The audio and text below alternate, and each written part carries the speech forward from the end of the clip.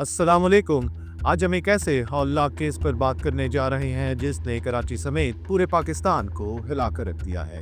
यह है मुस्तफ़ा आमिर कत्ल केस, जिसमें न सिर्फ एक नौजवान की बेरहमाना हलाकत हुई बल्कि इसके पसे पर्दा बड़े इंकशाफात भी सामने आए हैं, जिनमें मंशियात का वसी नेटवर्क, मशहूर शख्सियात और ताकतवर अफराद के रवाबित भी शामिल हैं। आइए इस केस की मुकम्मल तफसीलात जानते हैं।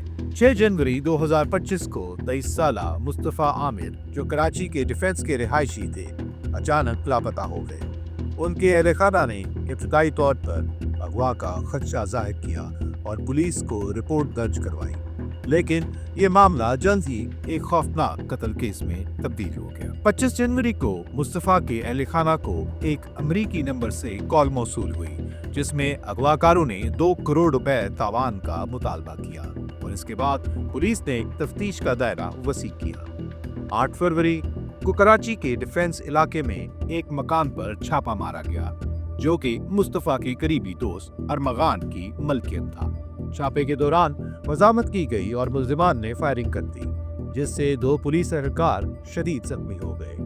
जब पुलिस ने घर की तलाशी ली तो वहां से मुस्तफ़ा का मोबाइल फोन, असला और 60 से जायद लैपटॉप बरामद हुए, जिसने केस को मजीद पेचीदा बना दिया। 14 फरवरी को पुलिस ने तस्दीक की कि मुस्तफ़ा आमिर को बेदर्दी से कत्ल कर दिया गया था।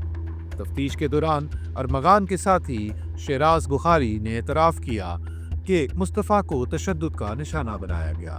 फिर उसे कार की डिग्गी में बंद करके बलूचिस्तान के हब इलाके में ले जाया गया, जहां उसकी लाश को आग लगा दी गई ताकि शवाहिद मिटाए जा सके। पुलिस को मौसूल होने वाली सीसीटीवी फुटेज ने भी इस बात की तस्दीक की कि मुस्तफ़ा की गाड़ी हब की तरफ ले जाई गई थी। 11 जनवरी को बलूचिस्तान के हब चेक पोस्ट के करीब एक जली हुई गाड़ी मिली, जिसमें एक लाश मौजूद थी। उस वक्त बलूचिस्तान पुलिस को मुस्तफ़ा आमिर की गुमशुदगी का इल्म नहीं था, इसलिए उन्होंने एक नामालूम शख्स के कत्ल की FIR दर्ज की और लाश को ईदी फाउंडेशन के हवाले कर दिया। फैसल ईदी के मुताबिक जब लाश मिली तो वो बुरी तरह झुलस चुकी थी और सिर्फ धड़ बाकी था, जबकि हाथ, पाँव, सर बिल्कुल गायब थे। बाद में DNA टेस्ट के जरिए तस्दीक हुई कि यह लाश मुस्तफ़ा आमिर की ही थी। तो आखिर मुस्तफ़ा आमिर को क्यों कत्ल किया गया? तफ्तीश के मुताबिक नए साल की रात मुस्तफ़ा और उसके दोस्त अरमगान के दरमियान शदीद झगड़ा हुआ था।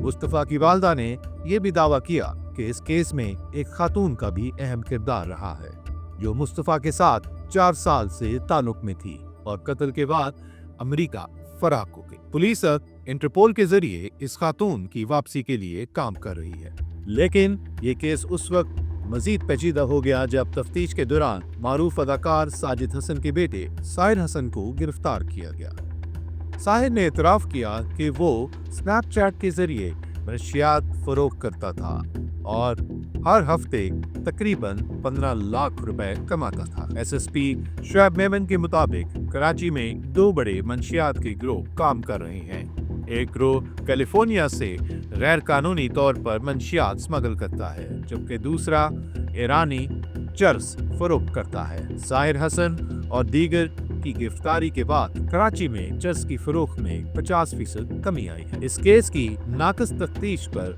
कई पुलिस अफसरान को मुअत्तल कर दिया गया है, जबकि सिंध हाई कोर्ट इस केस में मुल्जिमान के जिस्मानी रिमांड के लिए दरख्वास्तों का जायजा ले रही है। कराची पुलिस अब इस नेटवर्क के तमाम सरकर्दा अफराद को पकड़ने के लिए सरगर्म है और इतलात के मुताबिक 20 से जायद अहम मंशियात फरोश रूपोश हो चुके हैं। ये केस सिर्फ एक कत्ल की कहानी नहीं, बल्कि कराची में मौजूद एक मुनज़्ज़म जराइम के नेटवर्क को भी बेनकाब करता है। क्या तमाम मुल्ज़िमान को इंसाफ के कटहरे में लाया जा सकेगा? क्या पुलिस इस पूरे नेटवर्क को खत्म कर पाएगी?